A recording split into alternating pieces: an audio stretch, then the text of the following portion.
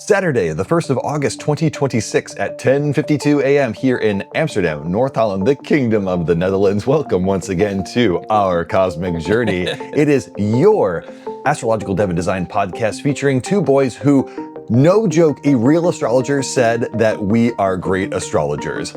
I am your real astrologer. I am your designer, Jake. He is also your really good astrologer. He is your engineer, Trey. Hello, Trey. Hello, astrologer Jake. Hello, astrologer Trey. Let's not harp on this too much because we will be taking the shine off of Dr. Claire Moon for actually calling us real astrologers. I was so proud. I was up. We love you, Claire. We love you, Claire. If you are here, many kisses to you. Thank you so much for the very kind words at your monthly office hours where it is at an inconvenient time to watch while in Amsterdam. I think it was like 2:30 in the morning, but I was having trouble sleeping because it was a full moon. So I was up and raring, and Dr. Claire gave us a shout out in the most, it was the most adorable way.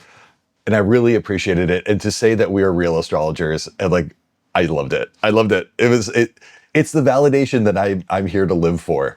Speaking of validation, today's episode is called Standing Order, Standing Proud. And we are also going to get our gay validation on later today because there's going to be a huge boat parade outside of our house, like right there. You might start hearing the boats go by here in a little bit. With 300 to 500,000 people estimated. So we'll just see. Which is half the population of the city. You might not realize this, but the city of Amsterdam is 960,000 residents. And to bring it up to about 1.5 million today, boo, it's going to be a party. Anyways, today we're going to talk a little bit about the work that Mr. Henry had done to work on standing orders or subscriptions as part of the payment. And then because I was doing some other focused things, we will instead just wish you all a happy Pride, and then we're going to make it a very short episode. But before we get to all that, of course, we always start with the check-in question. Mr. Henry, it is yours for the taken. Let's go.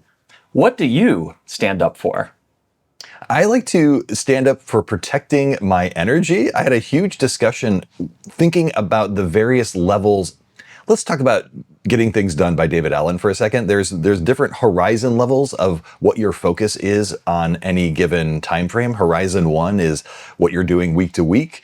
And sometimes you can get kind of stuck in the week to week stuff. And I ended up reading some really good literature and then having discussions with some folks about different horizon levels of like what I focus on a monthly basis and a quarterly basis and a yearly basis and a lifetime basis, which is also kind of getting to this idea of like being called really great astrologers and having a lifetime vision and goal of building the world's best astrology software.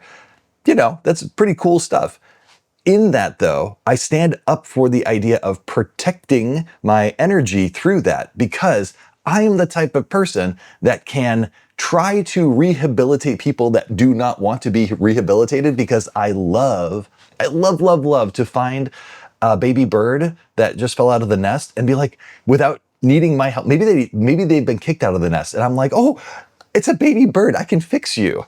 And instead now I'm standing up for the idea of protecting my energy in ways that is beneficial to both the person I'm helping and to myself, and it helps myself as well. So there was a lot of discussion I had around the idea of how I can be compensated, and that could be either monetarily or spiritually, with how I help other people and making sure that that is a equal exchange. It's a very woolly answer. I don't know if that makes a whole lot of sense to you.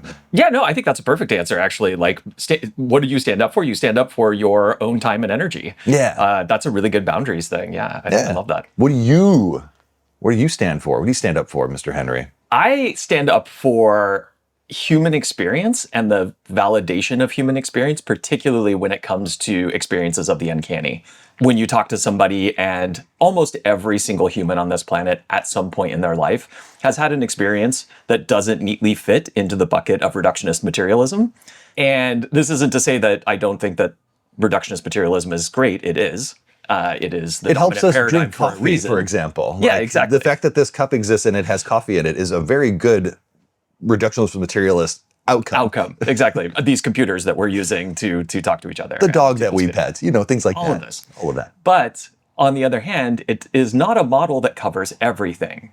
And I think the desire, particularly with modern people, is to negate any human experience that doesn't neatly fit into that bucket. So if you do have an experience of the uncanny, oh, it was, I was half asleep. I didn't, or it was UFOs. All of these different things that are there to explain away an experience that should, in my opinion, first and foremost be valid, and then second should be taken at its face value. And then if there are more things that you want to do with that down the road, so for example, the door of getting into weird esoteric and occult topics might get kicked open by having an experience with a ghost or something like that. Yeah. Then that can feed a lifelong interest. But just, what do I stand up for? I stand up for your experiences are legitimate. Just because they don't fit one paradigm doesn't mean that they aren't real. They can't be real. Exist. Yeah, I love that. First of all, great check-in question. Yeah. Now I have pride. So I have emergency second check-in question. Check-in question. When you were more of a reductionalist materialist, I don't even know how to say that. Sure. When you were more interested in trying to explain away things through a rational mindset. Yeah. What thing that was happening in the world or your body is the way in which you tried to explain away something? And I'll give you my answer for this. Yeah. I one time had visions, but I explained it away by having a fever. And I had a really high fever, and I was having visions of very odd things when I was in college. And I was telling those visions to people, and I was scaring the crap out of people. And this is a moment of like, yeah, maybe the fever did contribute to that, but also maybe there was something other that was part of the situation. Is there ever a time that you had, where you had, even younger, where you explained away something with a more material rationality? I think for me, all of my life, even when I was very squarely in the occult, esoteric, weird camp as a kid. And then you were in Reno, Nevada, so yes. There was that, but also I had experiences from when I was less than 10 years old that were uncanny. So that's always been a part of my life. That's not normal for everybody. But for me, even during the times of my life where I was more focused on my career and working in the tech industry and all of this stuff, there was never a point in time where I rejected it. It took the back burner. And so there wasn't like a lot going on in that context. And so therefore there wasn't a lot to have to process until a point in time came where the uncanny was sort of grabbed me by the back of the neck and was like, get back over here. But in that time window, there was never a point where I was like, that can't be real. That doesn't exist. But I will say that a lot of people, even throughout history, especially when modern people are looking at historical figures. So are you speaking about like nuns who have visions, and then we say, oh, that was because they had a tumor that was pressing against this part of their brain? Yeah, exactly. Temporal, epilepsy or whatever. Yes, things exactly, like this. Exactly. And that might be true, but also, does it need an explanation? Yeah. If like in your fever case, if a fever puts you into a liminal space, that then the uncanny is able to be experienced more directly. Is it because of the fever? Is the fever a catalyst for it? Does the fever even matter?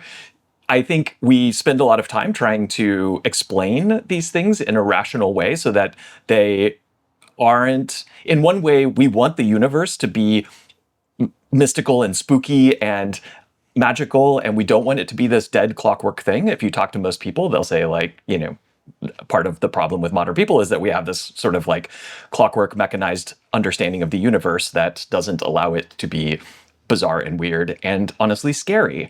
But when the scary comes knocking at your door, then you want to be able to rationalize it away. Yeah. And you don't get to have both. So that's the flip side. That is having your cake and eating it too. Exactly. But what I encourage people is to experience the uncanny fully. Just lean right into it and let it be what it is.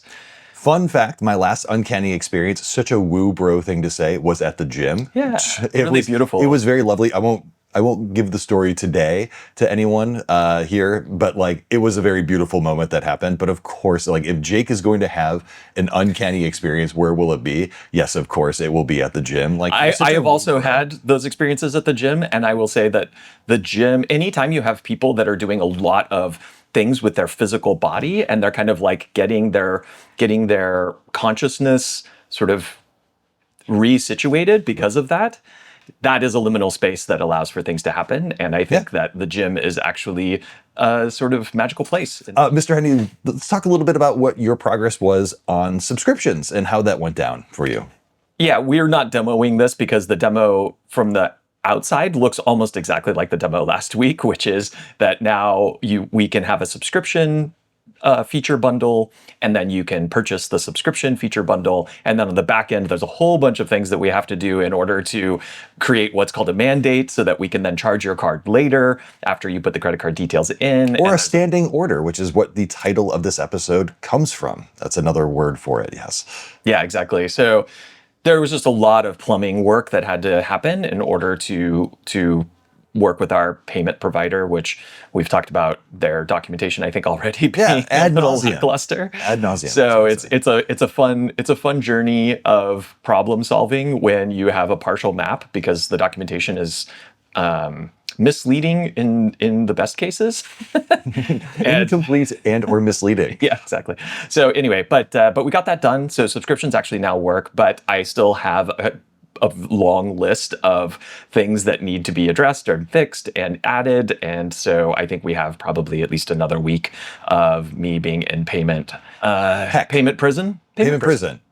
Payment, 12th house. It alliterates. Yes. Yeah, 12th house payment. That's where my Jupiter Kazemi hits. This year, this time when it happened, it was hit my 12th house. So Yeah, the Sun-Jupiter conjunction. I wonder, yours hit in the second, right? Yes. Oh, so yours was money and mine was prison. Yes. Money prison. We're here. We're here. Boy, astrology does work. Mr. Henry, what should the good viewer do with the rest of their prideful day? They should stand up for something. Stand up. I mean, not right now, you'll go out of frame, but go stand up if you're in a place. Metaphorically. It's a place where you can stand up. Go stand up right now. If you're listening in the car, don't stand up. Yeah. Don't stand up right You can stand up for yourself too. You can stand up for yourself. You know what? You deserve it. Be well. Take care. Have yourself a beautiful Saturday or whatever day you've watched this video. We love seeing your faces every single week. We're going to see them again next week. And until then, stand up for something and take care and goodbye. Bye.